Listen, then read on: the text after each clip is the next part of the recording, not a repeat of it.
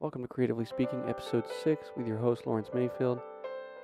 Today I have a guest on, and I'm going to go ahead and let them just kind of say their name to start us off with, and just kind of give us a general idea of the different avenues that they've been down creatively in their past and currently. My name's Kyle Zornes. I was a stage actor and comedian in Chicago for 11 years. Then started to learn guitar when I was 33, Jesus year, and decided that I was kind of tired of acting, but tired of plays. Really, I still like acting. I just don't want to spend that much time on it. And sort of tired of the comedy scene. I wanted to come back, not necessarily to Kentucky, but I wanted to move somewhere where I could afford more than one room, you know, domicile. So I came back to Kentucky. I already had a bunch of friends back here that were professional musicians, and I thought it'd be a neat thing. And my family's still back here, so I moved back in 2017, May of 2017, and been back here since and doing music. Every now and then doing comedy, but mostly just doing music. That is one of the things that I kind of talked to you before we organized the episode, was that I, knew that you kind of went in different avenues. You've kind of done a lot of different things creatively, not just, you didn't like lock into one thing. You kind of wanted to experiment, right? And that's why I have like a little bit more of a sectional thing here. I felt like it was fair to ask you like about those different things and like what they've given you creatively. And so the comedy thing, I kind of want to touch on that first. What was the Chicago experience like? Was that when did you said that happened? How many years ago? Uh, it was like '06 to 17 was when I was there, and when I was at UK, I was actually doing stand up. So I guess the comedy started as a performance thing, other than just jokes around friends and stuff in college, and I have a degree in theater from UK, and one of the TAs that was teaching this class, he suggested I do a report on the Second City, which I'd never heard of at the time, and it's a training center slash theater in Chicago and different places. They have different ones, and so I found out about that, and one of my buddies was already moving to Chicago, so I thought, oh, I'd have sort of a launch pad um, for that, and that's how I got up there, was because I learned about Second City through a class, and then I went up to do their conservatory. And what? So you said the spots or the conservatory. What was that? Is that one of the main spots, or was there other like venues that you would frequent? Is there another thing to that is like, is there any like moments or characters that you met in those spots that you would frequent that were like standout, or experiences like from you or from others or something like that? Yeah, while I was in the conservatory program, I met Michael Patrick Thornton, who became one of my bestest friends, and he had a theater in Jefferson Park on the northwest side of Chicago, and he sort of formed, I want to say, a super group. It sounds kind of douchey to say because I was in it, but it is a super group of the people from the different classes at Second City, and we started performing at his theater under the moniker Natural Gas was our team name, and we did that for about 8 years. Well, no, I guess it was closer to 10 years. Um, we performed every Wednesday night, so for about 10 years, every single Wednesday night, I missed maybe 7 Wednesdays, maybe not even 10, during that whole time. And that usually I would only miss those if I had rehearsal for a play that was usually at that theater. And so that's how I got into actually acting a lot. A lot of the stage acting too was through him, through his theater.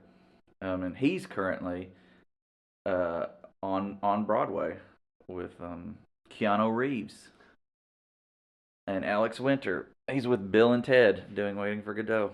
So you got to run into some very interesting characters. I mean, did like for the process of writing content, it was you and friends at first, and I mean, I guess did you when you had run-ins with these like bigger names, did you kind of did that help your process, or was that independent for you to write your own material, or Was it more bouncing ideas between you and your friends? How is the process for comedy writing, I guess, is what I'm getting at, and how did the people around you influence that? Okay, I was doing more um, sketch and improv once I got up there. I wasn't doing that much stand up, um, and so with stand up, it's all just me, just writing it. But with the improv, then it's like you're improvising it, so everybody's part of it.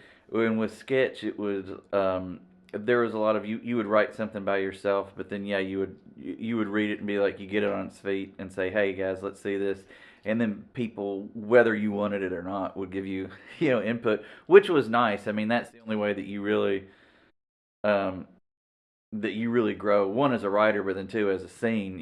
If somebody's like this just isn't natural for me, um, then you sort of need to change it, because if you're in a sketch show with, let's say, five other people, that's who you have. So if it's not going to fit anybody in that, you can't recast. So it's a lot better to just sometimes admit that maybe you didn't write the perfect sketch, and change it. And most of the people that I was working with, fortunately, were really really talented people. So I did actually appreciate their input.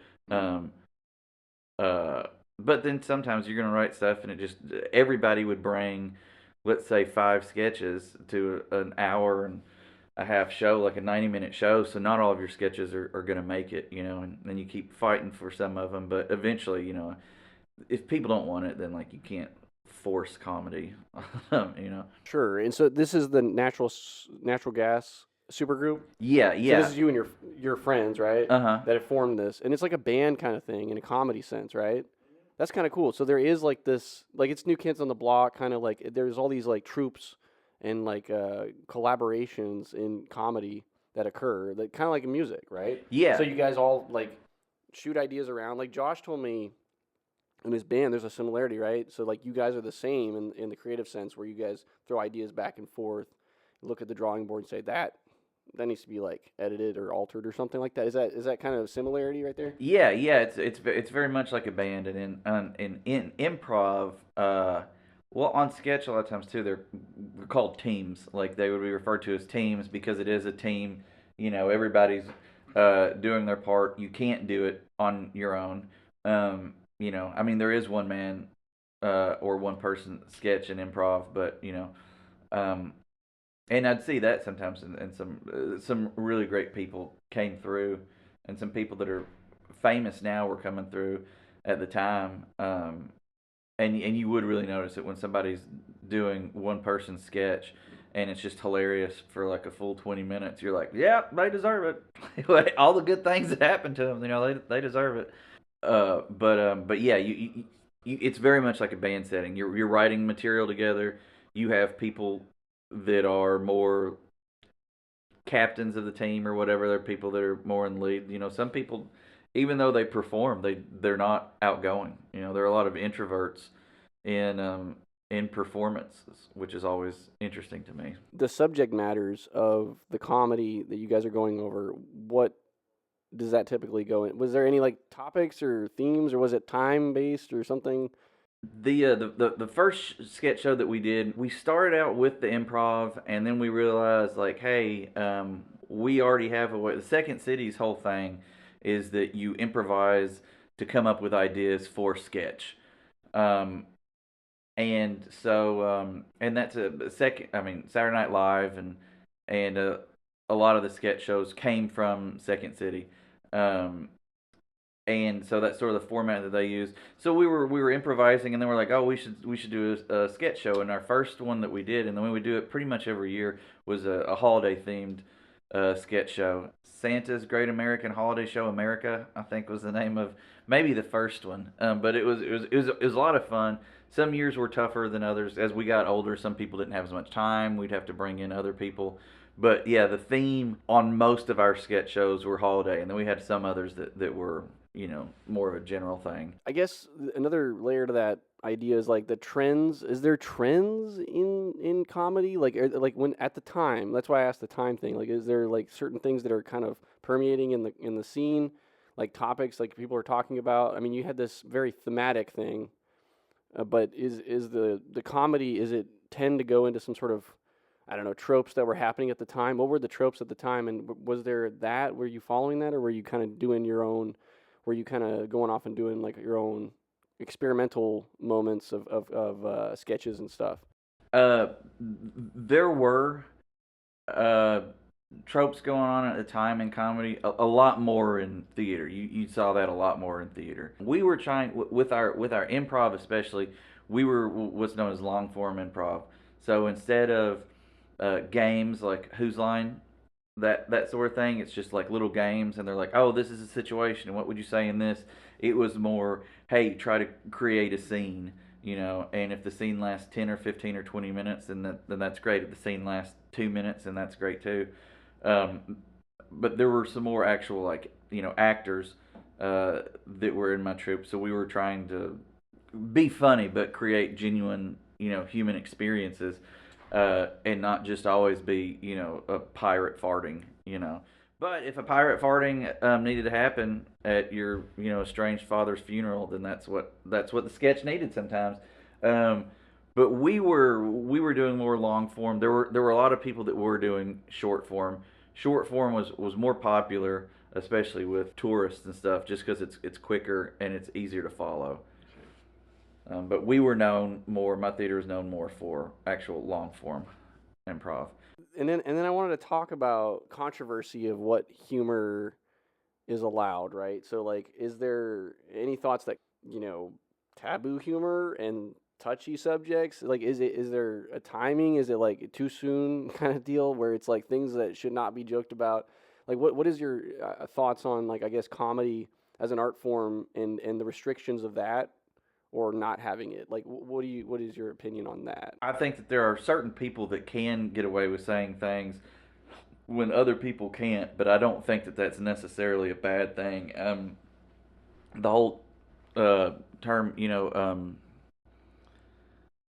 limitations breed creativity, or however that's phrased in thousands of different ways, is true. I mean, especially in Chicago, like being a white dude with a southern accent, there's a lot of stuff that I could. There were just words that I couldn't say because they would just sound bad coming from my mouth. Things that weren't even offensive if anybody else said them. Just if I say them, they sound bad, and especially if I'm mad. I think that there are certain things, not necessarily that you shouldn't joke about, but I definitely think there's a lot of things that are not funny, and especially with comedy now, there's a lot of just shock comedy. It's just meant to upset people, and people are like, well, that's a reaction. I'm like, well, fuck you, it's comedy. Like, it's not. The reaction that you want from comedy should be a laugh usually. And you saying something that's super racist for no reason, it's not like, well, I made people think. It's like, no, they just think you're an asshole. Like they're already aware that that was a shitty thing to say. There's no reason or need for you to say that. You're not holding a mirror up to society, and there's a lot of that going on. There's a lot of stuff, and on the national scale, I'll see a lot of these guys, these like famous comedians that are mostly just famous for being assholes, and in their podcasts and stuff when they're talking to each other, they're just saying a bunch of racist stuff that's not funny. They're just saying it to be, bold or edgy or whatever, and that's their whole thing. And then in their clips, there will be, them being heckled by somebody, and them saying again something really shitty to them. It's not funny. They're just saying something shitty because they know that like somebody's going to stop it before they get the shit kicked out of them on stage. But yeah, I think that there are a lot of things that you I don't want to say things that you shouldn't joke about, but I think anything that you joke about should be an attempt to actually be funny and not just to piss somebody off. That's performance art in my opinion. And I'm not saying there's no place for performance art in comedy, but like if you're going to say you're a comedian, fucking be funny. Fair enough. I mean, I think that there's definitely I like what you're saying about there's a lot of people that thrive off of controversy. That's like their MO, I guess, as a performer or something.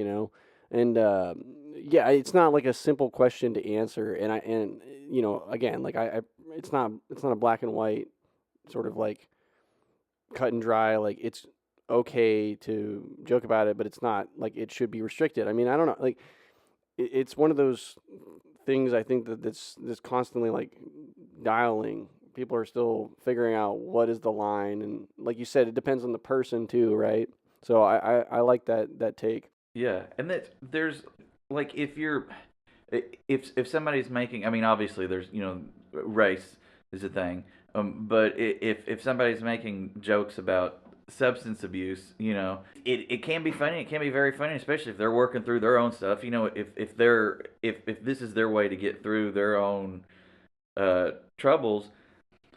But then it's that weird territory where it's like, oh well, you shouldn't be making fun of people with addiction problems if you're not an addict, and then you just say, oh well, I am, and then they have to just assume that you are. There's a lot of, I think, in comedy too, people pretending to be something that they're not so that they can get away with jokes. Which, like, at the end of the day, if it was funny, then it doesn't really matter who it came from. Like somebody, a celebrity can like pretend that they're bisexual just so that they can make homophobic jokes. Like that happens. Um, and it's like, how are you going to fact check that? I think that is an interesting thing. If it's funny, then ultimately it's sort of funny, but yeah, there are certain people that can and can't say certain things. And I mean, again, additionally, I would like to say that it's like with music, there's a parallel I can see there where it's like if you're a musician and you're singing about like I don't know coal mining and you haven't mined a coal, right? And then there's like a lot of artists that are like banking off of that. They're getting a lot of attention. There's like this young kid. I don't want to name drop necessarily, but he's following the trend, right, of like Tyler Childers and all these bigger names.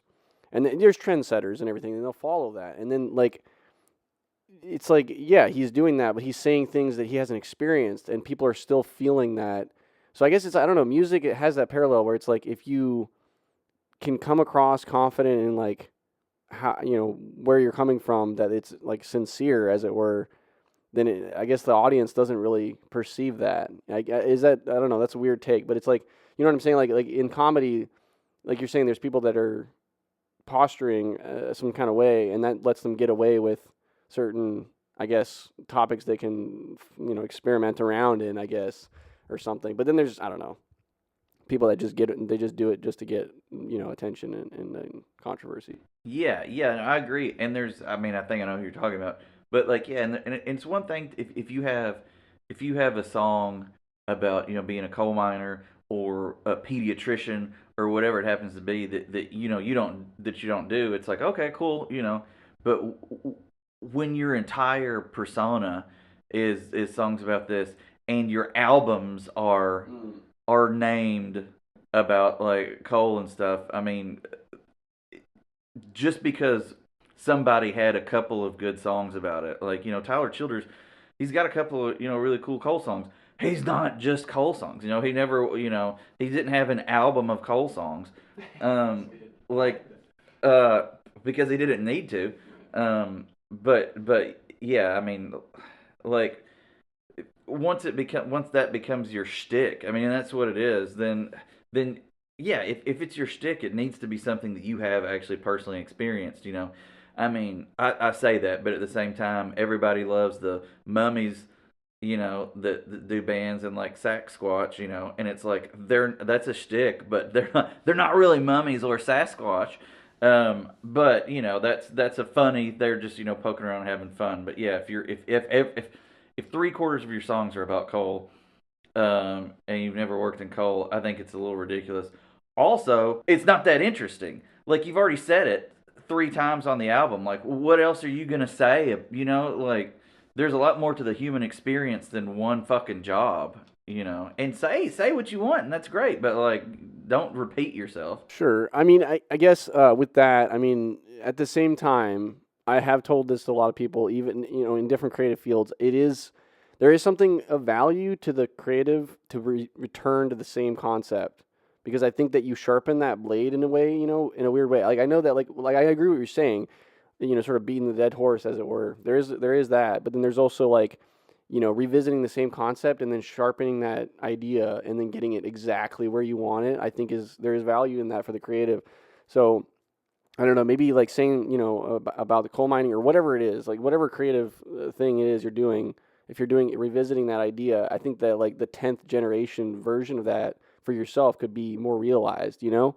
So there is something there. I'm just, I know what you're saying, but I'm just layer on that. Yeah, and I think that you're right. But again, it's like, and if it is something like a personal struggle that you have, if you're going back to, domestic abuse or something like that, and you keep having songs about domestic abuse because you or somebody you love, is a victim of that, then I think that's a much different scenario than you just saying the exact same thing over and over again about an industry that you were never a part of.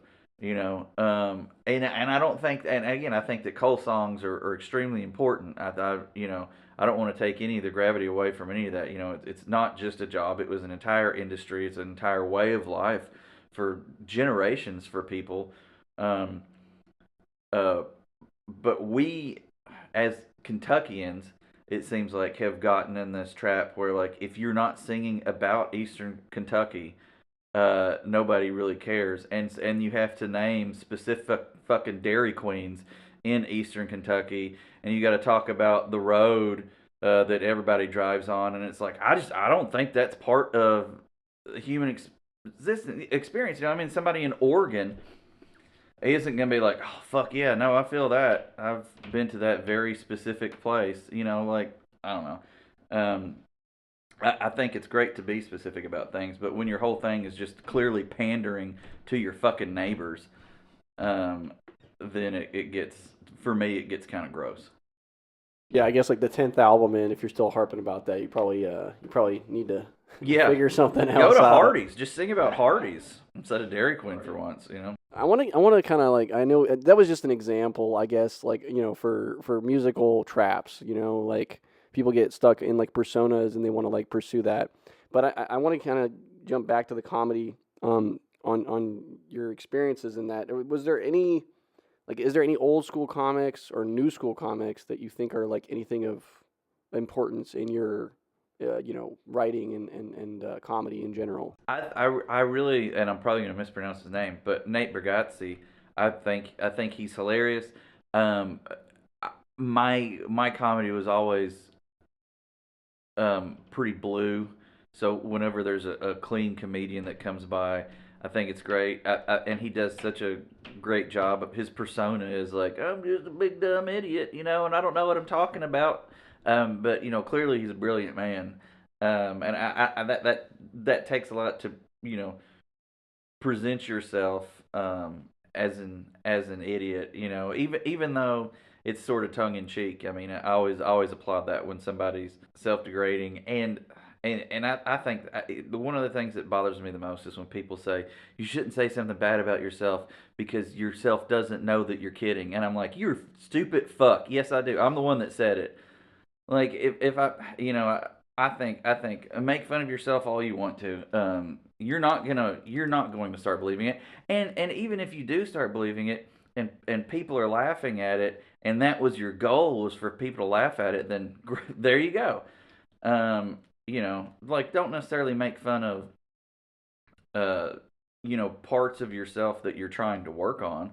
But if you're presenting yourself as less than you actually are to get a laugh, I think that's totally fine, and that's what Nate Bargatze does a lot. Um, and I haven't heard a whole lot of other new comedians because like most of the clips again are just hecklers and them saying like, "Oh, I bet I can beat you at foosball." I'm like, who gives a shit? There's this one lady, she's real popular. I've seen a bunch of her things, and it's just her saying that like she's better at foosball. Haven't heard one fucking joke from her.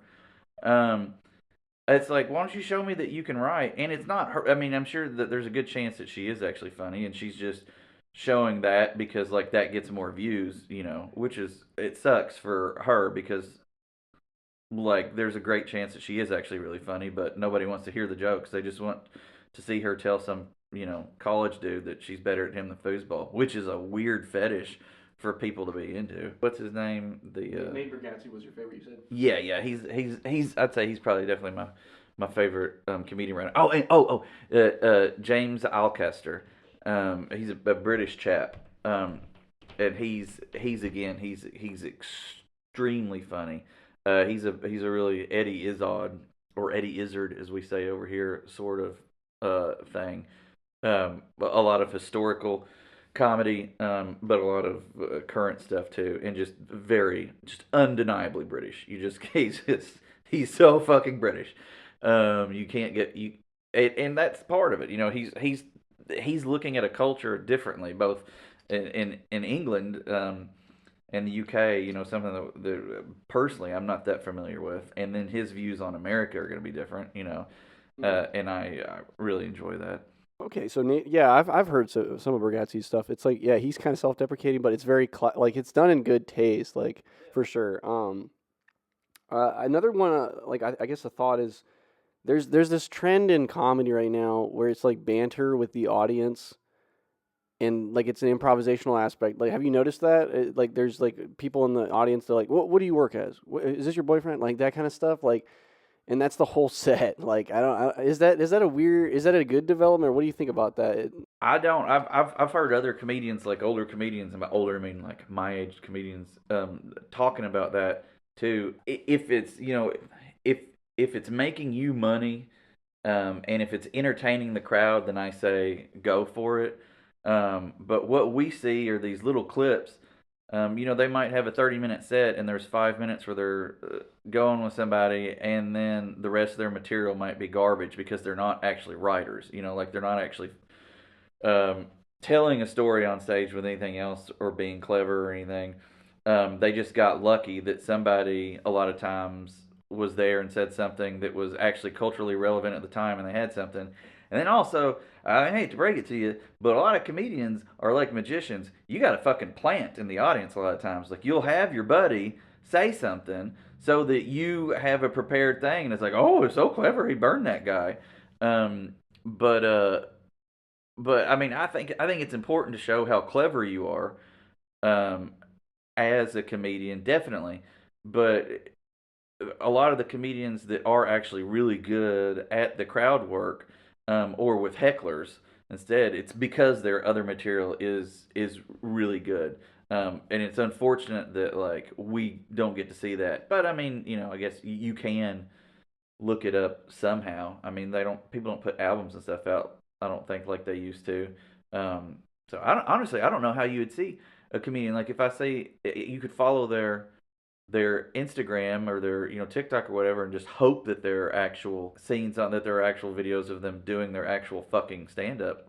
You know, but sometimes you can't even find it. Like a special kind of thing. Like yeah, some of them are actually managing to put together like a solid Yeah, portion of content. or just like they're so you'll see a reel, you know, where they're just somebody heckled, you know, or they're doing crowd work.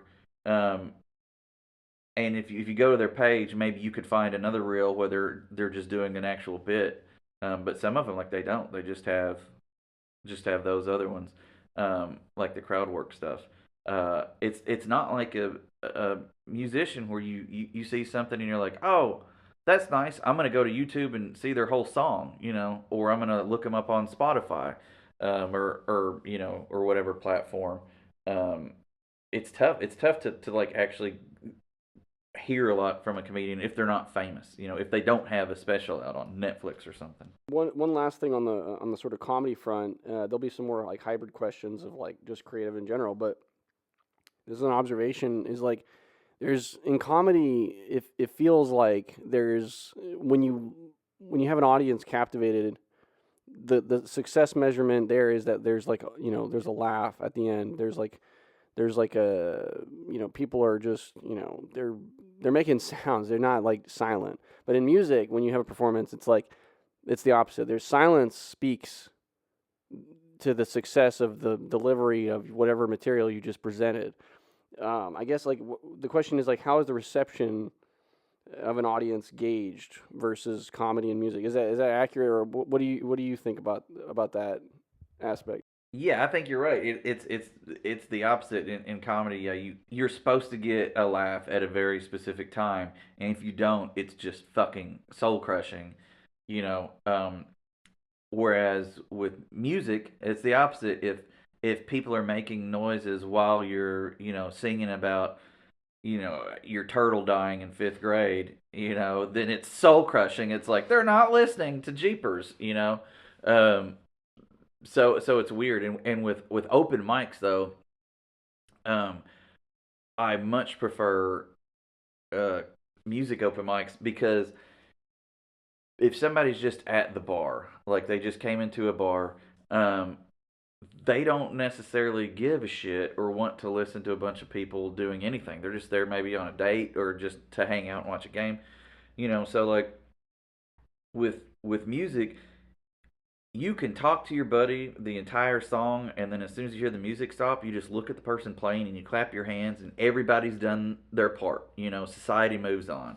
Um, but if it's open mic, then like you have to one be quiet. I mean, comedy open mic. One, you have to be quiet and not talk while they're talking, and then two, you have to try to find a time when you can maybe genuinely laugh.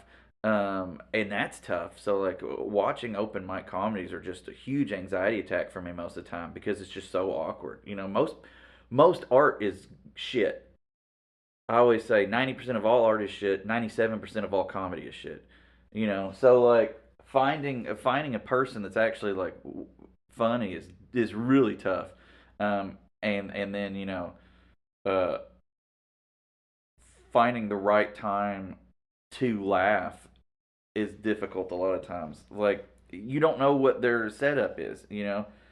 Some people are just so bad that when they're flubbing a joke, you think that's the joke. Um, and so you'll laugh prematurely, and then you're like, oh God, no, they just actually just misspoke. you know. Uh, but yeah, it's very different gauges of what's hitting you. Right. Like I'm getting more thoughts while you're saying these things, and like on the comedy thing, I wanted to kind of go into the music thing, but I want to stay just one more second on this comedy thing. Um, yeah, like so with the timing like of laughing, you're saying that kind of brings me like to the thought of like sitcoms and laugh tracks and stuff like that. What is your thoughts on that? Sitcom laugh tracks and just people waiting to laugh. I mean, what genuine laughter is like a little bit elusive, right? But what do you think about the sitcom stuff and laugh tracks? Like, is everybody kind of wired to clap and sort of laugh at things even just to break the anxiety, or how do you view that? I think um yeah, like live audiences. Uh, I haven't ever, I haven't been on any sitcoms. I've had very little success. I've had just enough success in comedy that I've had to pay fucking taxes, which is a bullshit bar that I've cleared.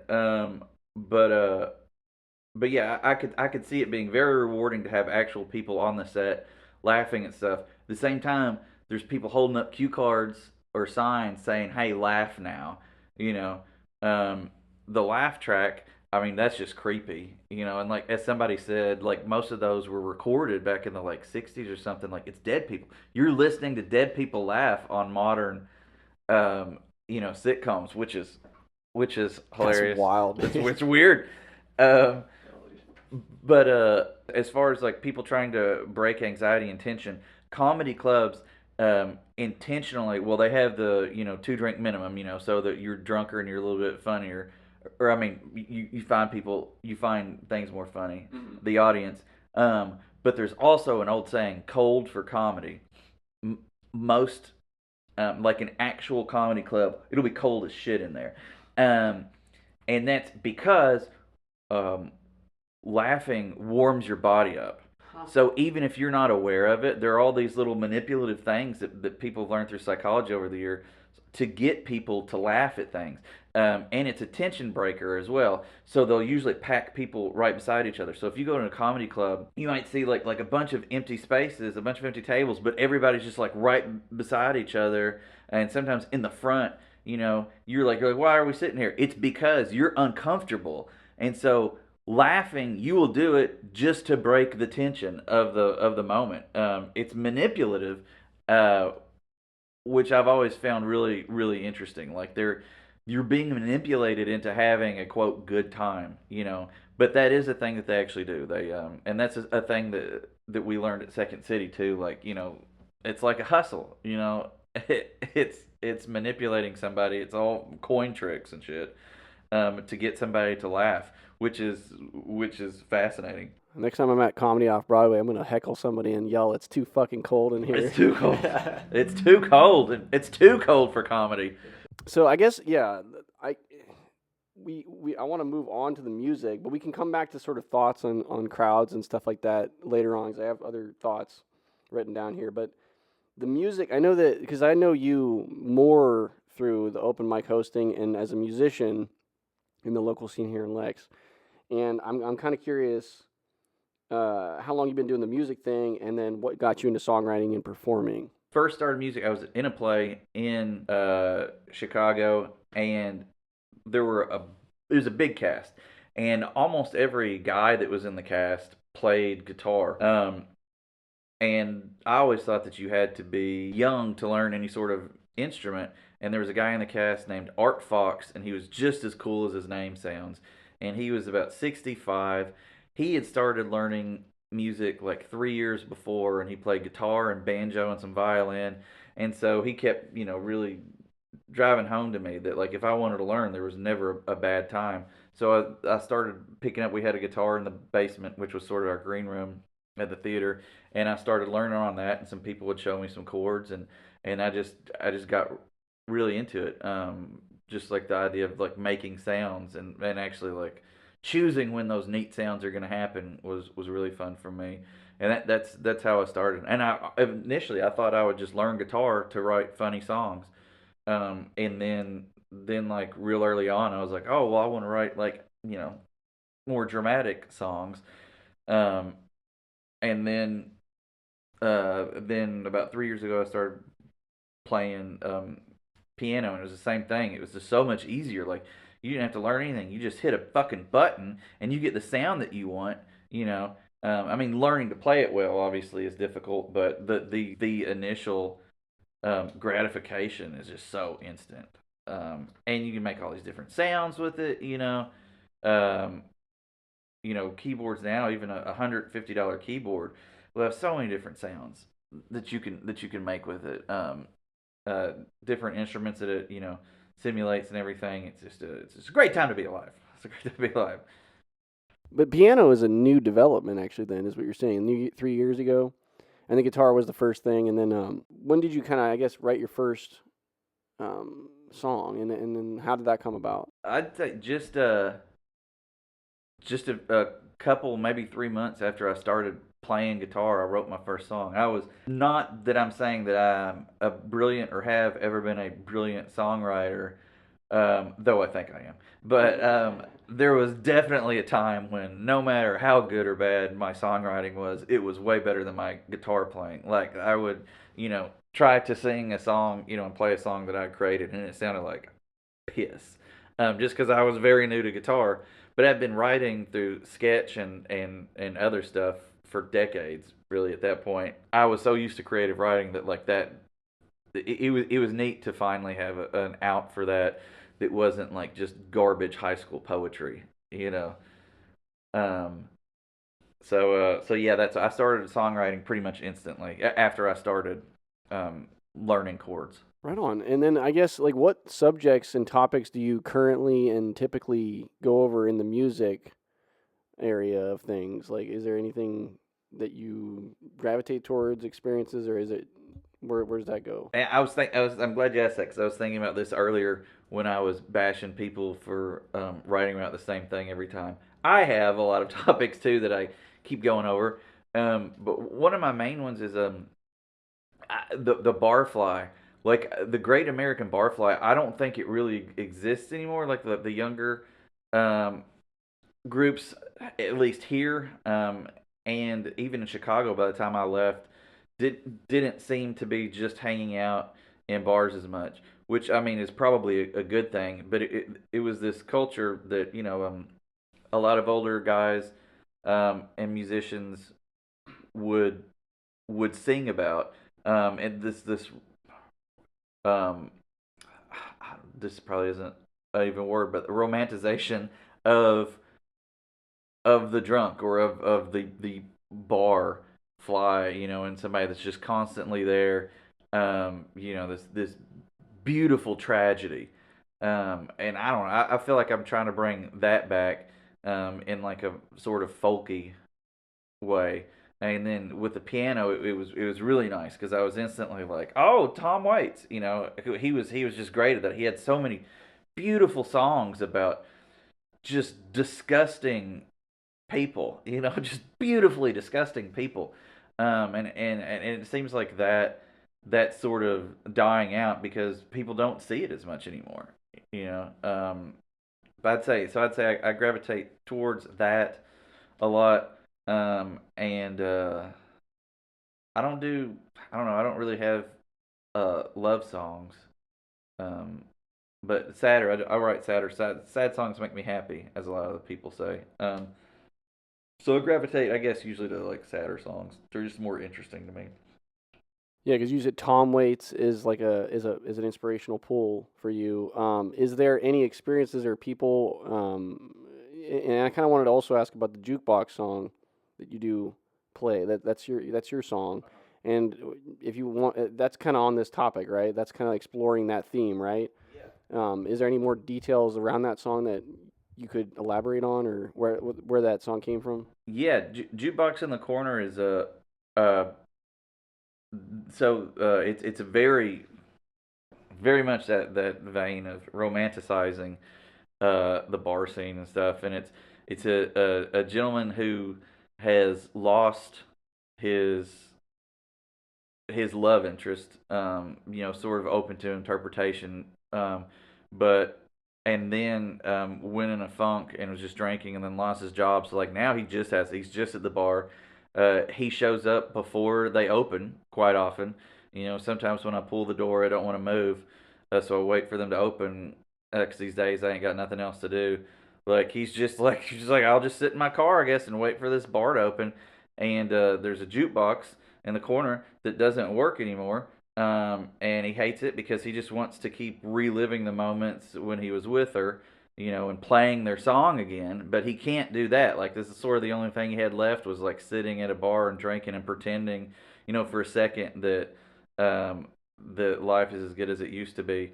And people are telling him he needs to get a job, but he's like, but the jukebox in the corner hasn't worked in months, and no one seems to care. It's like it doesn't work either. You guys don't give a shit about that.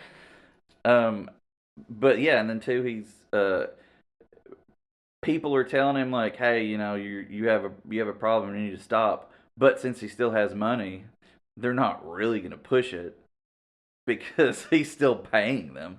So using him, yeah, but yeah, it's a drunk song. Gotcha. I mean, there was I don't know. There's like this side note thought there I just had, where it's like way back when I saw this video on the internet of like, I guess in New York City there was like a select few bars that would be open 24 hours, and there would be just people hanging out there, and there was like interviews with them, and they were just, why are you still here? And they just, some of them, that's it. That's their spot to hang out, and then life is, that's what it's like the equivalent, I guess, of them.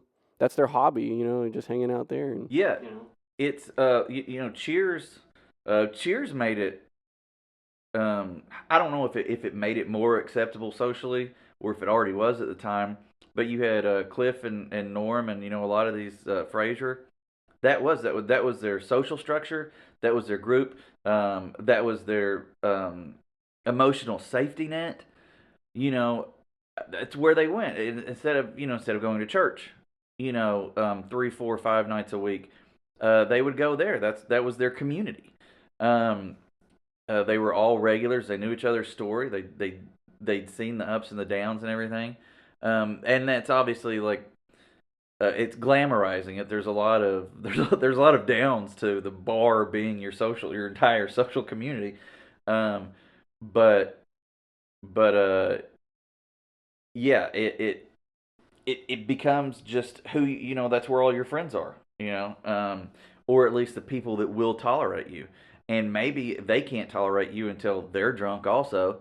um, but there are bars that in Chicago, before I got there, there was a time when they just had to be closed for 2 hours. so they could be open for 22 hours. So they would, and one of my buddies worked at one, and he would like clean up. So they'd kick everybody out for 2 hours, and they'd mop, the fluids off of the floor at various places, and people would just hang out in their car, and you could go if you were a to go, if you had a to go license, then they could just buy a 6 pack from you, and they would just sit in their car and drink that 6 pack for 2 hours. No. Yeah, and then the doors open and then they come back in. But some of those guys and gals too, it's not necessarily that they're 24 hours, that they are there for 24 hours.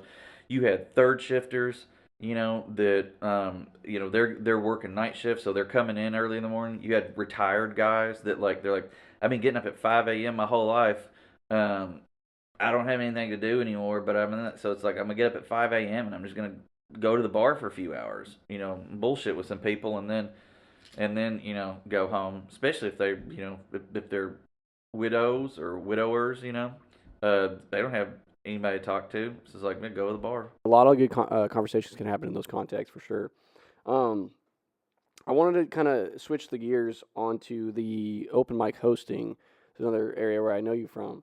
How long have you been doing that, and what got you started in that? What was like the sort of first time you were handed the microphone? You were like given charge of that. I'm pretty sure the first time I did it was in Louisville. I lived in Louisville for 4 years, and this really amazing artist there, Katie, did it. It's part of Mama Said String Band, and now Katie and the Bluegills. She had an open mic, and I started guest hosting for her. And then when her band during festival season, she would be gone pretty much the whole summer. So I was just constantly doing it. And then we started a second one right across the street, um, and that's how it started in Louisville. And it was really fun because I got to see a lot of people that were very new performers just blossom and grow, get more confident and get better at the same time. And now a lot of them are just gigging constantly, and some of them are having a lot of great success. And there's a large part of me that's like really really happy that happened. And then obviously there's part of me that's like, fuck you, because I'm competitive. Like, why isn't that me? Um, but yeah, that's how it started. Was in Louisville. It was a really neat. Still is a really great open mic scene there. Katie still has a couple of ones going on there that are really fun, and it's an amazing community. Like it's a great, since people are collaborating and hanging out and helping each other. So it was just like kind of, hey, I want to do that, or what was the mindset for you, like wanting to? Is it just the sort of like you said the satisfaction of seeing people kind of develop and everything, or what was the draw, I guess, for you to become an open mic host? That's a really good question. That's probably what you were asking before. Yeah, It was twofold. It was like the spot that you started was in Louisville, right? Mhm. Louisville, whatever you guys Yeah, say. I don't Lul. know. But yeah, it was twofold because yeah, and then the other part was kind of why did you? It was really for the money. It was a solid gig, and I didn't have to do shit. I mean, you have to sort of be on, and you have to be open and welcoming and stuff, but you don't have to play for 4 hours. You don't have to sing for 4 hours, um, and you get paid, and you get a tab. Like it was really just started for that, and then I started really liking it. I started spending money on more gear. It becomes this like cycle thing. You start doing open mic or any sort of presentational thing. You have to get more gear so that you can get more people in, and then you feel like, oh, well, I have to keep doing this to justify the fact that I have this gear. Like when I would stop doing an open mic, I'd be looking at my house. I'm like, I've got all this gear that's just sort of going to waste, and some of it I'm still paying on. So I need to get another open mic going. So it started with money, but it's also just a great place to test gear. And I'm a big gearhead. So if you've got a new guitar, or if your buddies have stuff, and you want to see how it sounds, you can't really do it in somebody's like smaller living room. it's like, oh yeah, cool, bring it to the open mic. Somebody gets a drum machine, or a drum pedal, and they're like, I don't know, is this gonna be stupid? It's like, I don't know, we'll find out. Fucking bring it. I don't give a shit. If it doesn't do well, we'll just don't use it in the other two songs. It doesn't matter. But you find out, and you got 30 to 45 days usually to return gear too. So it's like if you don't have a gig that month, then it sucks. But if you can't really test it out, so you go to open mic and it's like, hey, is this worth keeping? So that's the money and the friendship. It became I really enjoyed it. Um, it's tough sometimes when almost run security around things, and be like, hey, and this, like, don't be creepy. Just don't be creepy to other people here. I guess that was going to be like one of my next questions is like the challenges in open mics. Like, there's just so many like characters and egos in a room, and you got to handle them right. And I guess you found probably like tricks and strategies for dealing with lots of people in a room. What are the good and bad aspects of the open mics in your mind? The good, obviously, is just that you get a chance to work on material in a much lower stakes stage. Um, you don't feel bad if you mess up a song. Nobody's paid you to be there. Um, you get that sense of community. Like, open mics are not necessarily cliquish, but I mean, in a way they are. I mean, you get regulars and they all come. Um, and then they follow each other. They go to each other's shows and everything. Help each other move. I mean, it's a community. It's a circle of friends, um, and that's really nice. Like, helping people come together that would not have met outside of that. And you'll have people. You'll have a nurse and a construction worker, and they become best friends. And like, they wouldn't have necessarily run into each other. They go to different bars. Some of them don't go to bars. Period. You get open micers that don't drink or anything. They only come to a bar to play. So it's really neat seeing that, and just hearing music. I get a chance, not just for free, but I get paid to listen to a lot of great artists, present company included. Like, I don't know if I would have ever met you without open mics. Um, but like, whenever you've got new covers, like Josh and I are like, oh, that's a nice one. Like, we get to hear that, um, and we wouldn't have necessarily, in other circumstances. Um, and like, we did a show together, and that's because of open mics. Like, Very true. And it's kind of like almost like back to the super group Natural Gas, man. yeah, Because you exactly. guys get to bounce ideas and you get to be like, hey, this is a new thing I've been working on. It's like you said, a community aspect of it where it's like people get together and they get to share the new thing. That is like, I love that you're articulating that, because that is, I guess, right, fundamentally why the open mics are so important. And they almost struggle, I feel like, for the participation maybe aspect. I mean, I guess one of my thoughts is to get your thought on is, how do we get more engagement in open mics? Do you have you run any ideas, or what do you think about trying to get more people into it? It's a weird thing. Like, first, consistency is key, and at any time that I'm trying to start an open mic at a bar or venue, I'm like, hey, just so you know, we need to do this every week. And if I can't do it for some reason, then I will have somebody that is professional and has good equipment come in. And like, you need to have good equipment. Like, there are some open mics that will succeed for a little bit because people like the bar or whatever. Um, but a lot of especially like professional people will stop going because they sound like shit. If you have a shitty setup, like, you're there to hear yourself. You're I mean, performing in public, it's because you want attention, no matter what anybody says. Like, you're there because you want praise and stuff from other people. But you don't feel good if you don't sound good. You know, the better you sound to yourself, the more engaged you're going to be in the experience.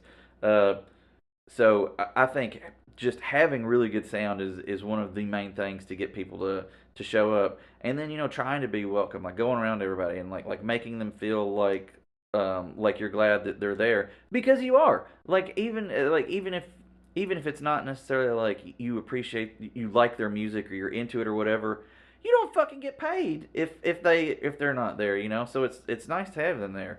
Um, and you make a lot of great friends. And some people, you know, might not be your best buddy, but it's still, you know, you you get engaged in the soap operas of their lives too, because you talk about everything. Um, but it you can have the you can be too big too. Like you can have an open mic that's too successful, and then it'll start going downhill. If you have too many people and people can't get on, or they can't do as much time, then you run into problems. Because nobody wants to wait for 3 hours to not even get to perform, you know.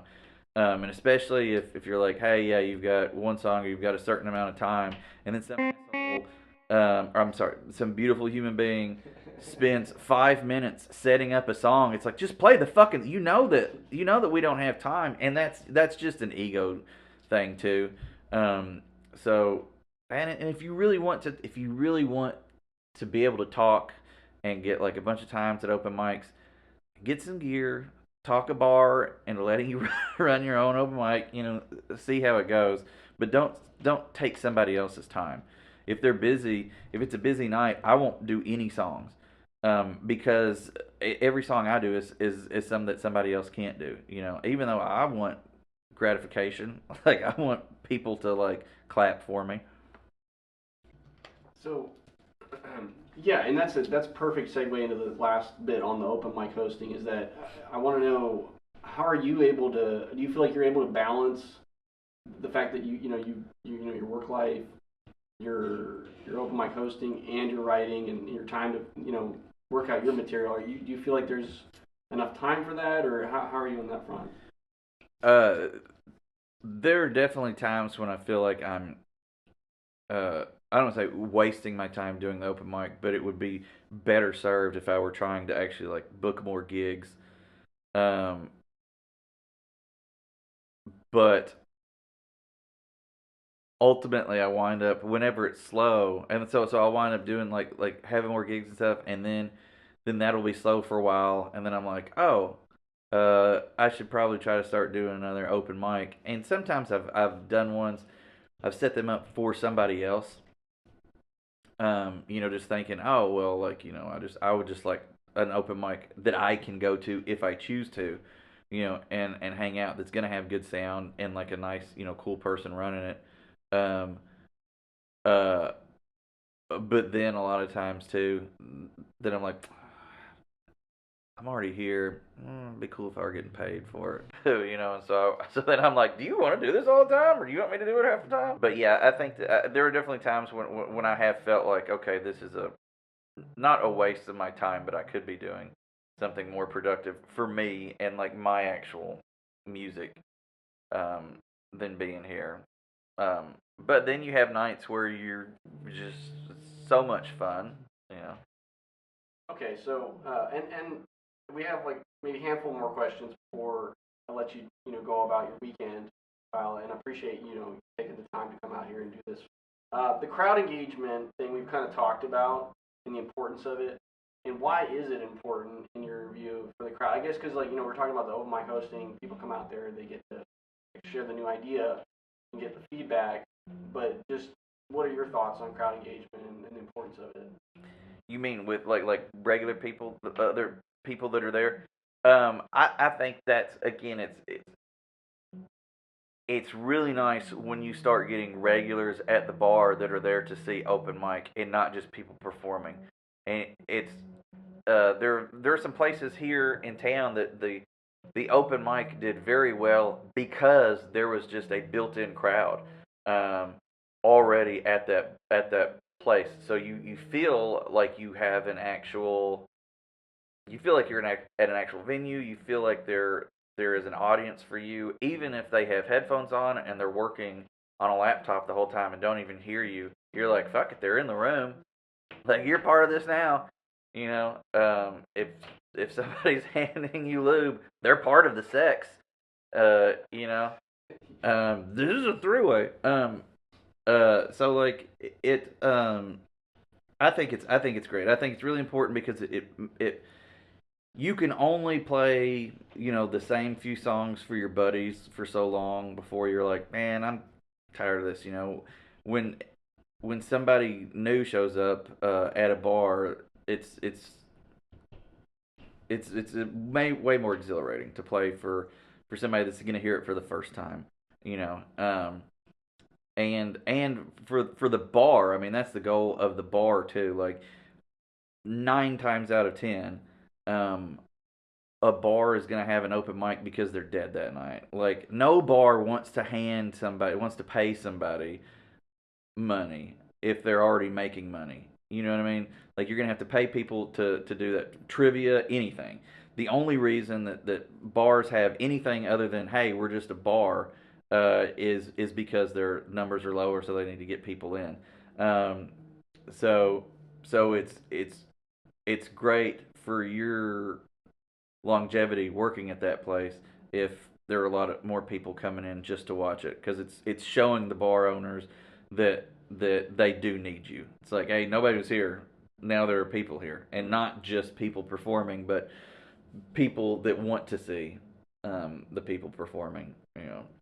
So it's really important. Crowd engagement is really important all around for the performers, but for the host, for the open mic host as well, and for the bar. I mean, that's the only reason that they're open. And that's another thing you always have to remember: if somebody's if somebody's doing really weird experimental stuff or just really bad, um, you want them to have their time to be able to do stuff, but you also have to make sure that customers aren't leaving.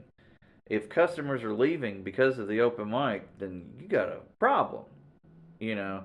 And it's difficult to tell somebody, be like, hey, I'm gonna cut a couple minutes off of your set because it's fucking garbage. Like you're actively like losing this bar money, and that's when a lot of the real subtleties of hosting open mics come They in. just don't get what I'm doing. Yeah. And it's like no, they don't. Neither, and that's okay. Um, I bet the couch in your living room would love it. How about you take it there? It's too avant-garde for you to understand, Kyle. Yeah. The bringing like fake saw sounds in. It's like just bring a saw. That's more impressive. But some people love that. So I and I appreciate that sort of perspective. And then these are kind of random questions that are not really like in the flow of things, but I just wanted to get them in there before we're closing this episode. This one is like because you've done different things. You've done acting, you've done comedy, you've done music. Have all those played into you? I feel like you're more well-rounded as a performer and standing in front of audiences. Do you feel like you gotten insights that have helped you as a performer from all the different ones, or has anything given you like kind of tricks and of the trade, as it were?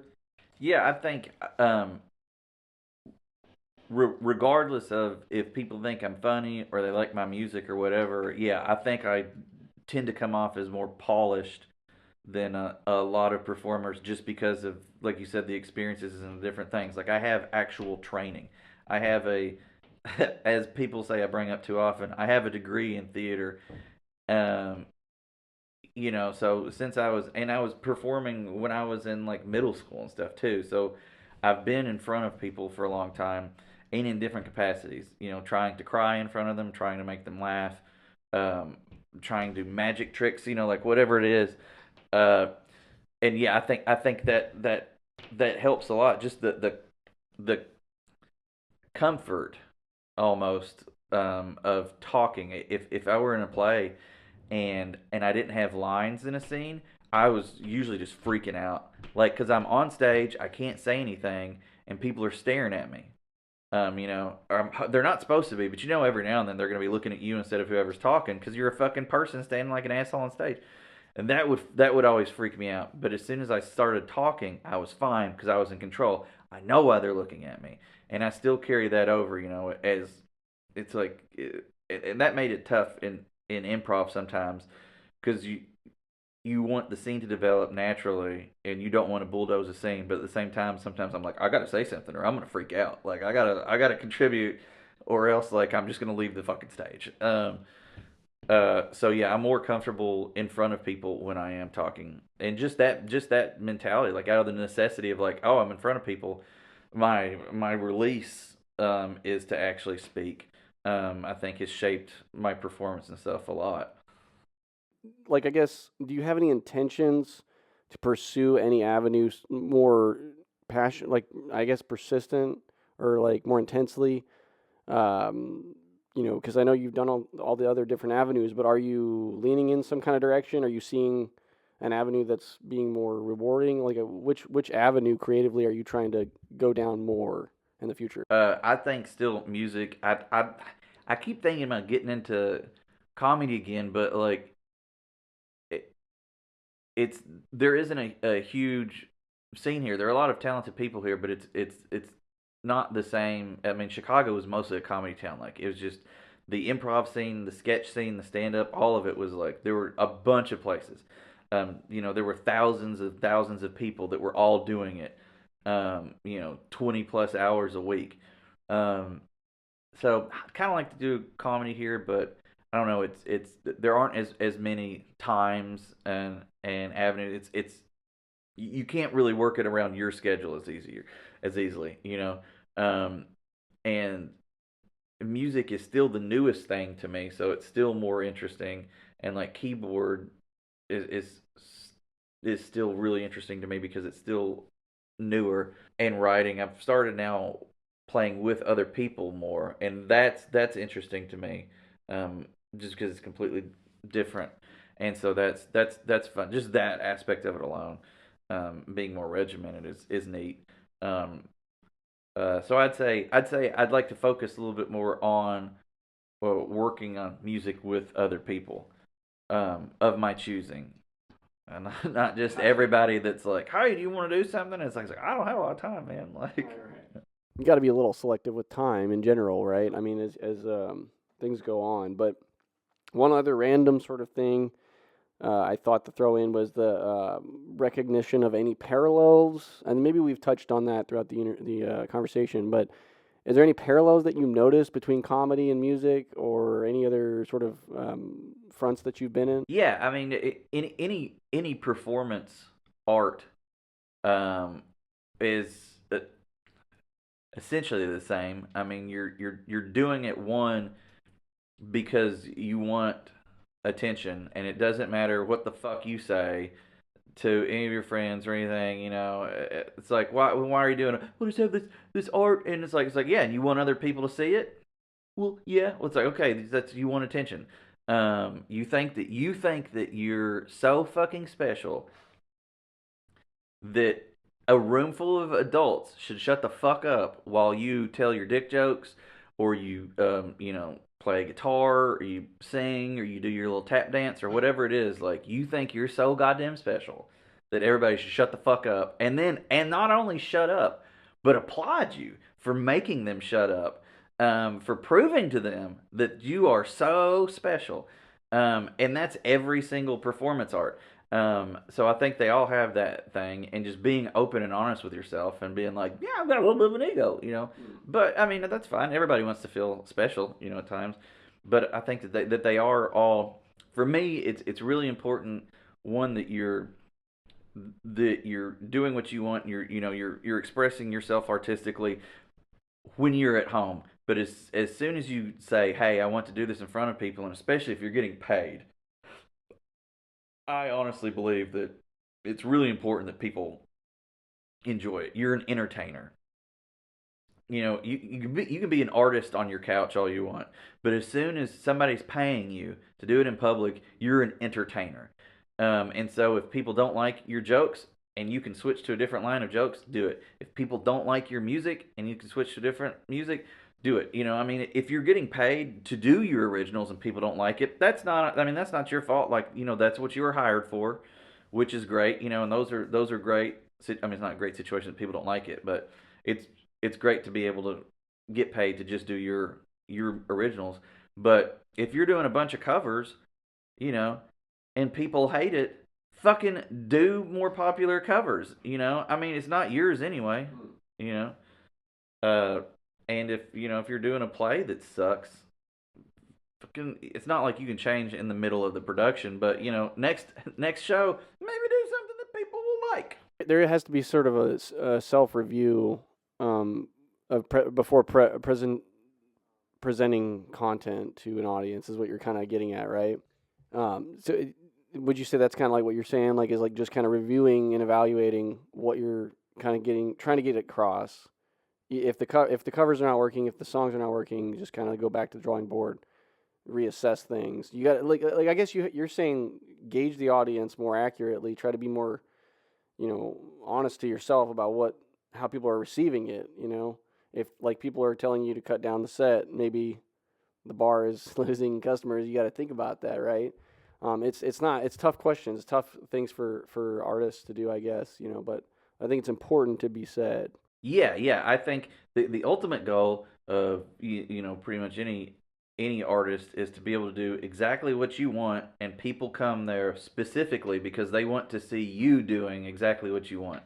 And that's great. But on the road there, until you're selling out a show, or even just 3 people show up for a show specifically to see you, until people are buying a ticket or paying a cover for you because they like it, um, you're going to be playing, or you're going to be, singing, or you're going to be telling jokes for people that don't know you, and they're just there because they want to have fun. And if you aren't helping them have fun, that's on you. Like at a certain point, I mean, if you have a room full of people and none of them are enjoying it, that's your fault. You've let them down as an entertainer. Uh, if it's just one person that's an asshole and doesn't like it, like, fuck that person. Right. You know. But if there's a room full of people and they all hate it and everybody's leaving, that's your fault. That's not, they came to a bar or wherever to be entertained. You're getting paid to entertain them. No, yeah, and I mean this is a reoccurring sort of thought that I've had on this show where it's like the responsibility lies in the performer and the writer to get the attention of an audience. It's not the audience's responsibility to give you the adulation or whatever. One last question here, Kyle. There'll be like a little last one about your content, but um, how do you define creativity from your sort of experiences? How would you sort of word that? Uh, it's an interesting question, and like most interesting questions, I don't know what it means. No, I'm joking. I feel like creativity is expressing yourself, um, just in general. Um, Creativity is finding a way to express your ideas, your emotions, the inner you, to bring it out, so that people can understand it. Um, Fucking language is creativity. I mean, it's the best that we can do without telepathy. It's the best that we can do is everybody just tries to agree that like these words mean this, and not everybody's going to agree on it all the time, and vocabulary shifts because people will come along and say this isn't working for me. Like we need to shift it. Different dialects, different you know languages. So I feel like, yeah, creativity is just trying to find a way to express what you're thinking, um, to the world, um, regardless of what it is. If it's cooking, or singing or dancing, or like with you, like letting somebody know what tool actually works. You know, um, that's sort of what it is to me. Is just trying to get your inner voice out so that people actually understand it. Like that. One last thing. I mean, is there any spots on the internet where your content can be found? Pornhub. You was locked and loaded. Yeah. um. No, no, yes, yes, and I need to record stuff. I haven't officially like actually recorded. I'll say officially, I haven't done any professional recording um of any of my music. Much to the chagrin of my mother. Um, but there are quite a few recordings of it on Facebook and YouTube. my Facebook page. I don't have. I also need to do a music page, but my actual page. If you just go to like photos and then videos, there are videos of me at the house, of most of my originals, and you can definitely, if you've got the time, you can see how much progress I've made over the years. Because I started them right away, and they'll pop up and they're like 9 years ago today, and I'm like, Jesus, I don't know why I put that out there, but I was just learning, and it's important, one, to show people that you're trying, and two, is for posterity's sake, to go back and if you're feeling like, man, I'm just not good at this, and I'm never gonna be good or whatever, like you can go back and look and say, fuck, I'm better than I was before. Like I'm still rising. Um, yeah, you can see them mostly on Facebook, and then some of them are on YouTube. Unfortunately, you can't see any of my acting, and that's one thing that really bothers me. Uh, for 11 years, I was in professional plays in Chicago, and not a single fucking one of them was recorded. I will never know what I looked like on stage, and that more than anything really pisses me off about my time acting, is that I don't have anything to look back on. Like, obviously the experiences and everything were great, the friendships I made and all that, but I can't review my work. I can't go back and say, "Hey, this worked. Um, this didn't. How can I change this?" It's people say, "Well, that's the beauty of it, is that you had to be there in the moment," and I'm like, "Fuck you, man. I don't like. I only saw the moment from one angle." Like I'd love to see that moment from somebody else's eyes. I guess it would be nice to have like the older stuff that was kind of forgotten. I can kind of relate to that in some of the music that I made way back when, and then I never wrote it down notes or something, and then or it's never been recorded or whatever, or I didn't push the record button. I'm like, damn it, Yeah, like yeah, yeah. I can kind of relate to that feeling. That's yeah, because I mean that's like it's a version of you that existed at that time, and then you're able to see where you are today. And so, but yeah, I mean, that's all of the things that I was trying to get through, that I was intrigued, in leading up to our interview here today. Uh, we've gone over it all, and Okay, good. I appreciate you taking the time to come out here. I know everybody's got schedules, they got to go, they got things to do. So I wanted to keep it as like sort of condensed and tight, Hmm. but to the point as we could, and we got everything that I was curious about today answered. So Good, and then some. good, good. Yeah, yeah, So I yeah. appreciate that. Yeah, thanks so much for having me out. And for those of you that can't see this and that haven't been here, it's a very welcoming environment, and he has an extremely functional lamp. Um, it has at least, it's got 3 shelves on it. Um, uh, it's a great representation of Lawrence. It's like, this works. It's very functional in many capacities. It's also empty. Yeah, yeah, yeah. You don't have to put stuff on the shelf. But yeah, thanks so much for having me. I really appreciate it. And that was our conversation with Kyle Zornes from the local Lexington, Kentucky scene. Uh, Join us next month for a conversation about a little bit of a controversial subject, and I have many notes that we will go over, and we will have to talk about the subject of AI in the next episode, and that is what is on the horizon next year. I'm hoping to have some visual artists get on the show, so I'm looking forward to going forward and seeing new perspectives and hearing new perspectives. Thank you.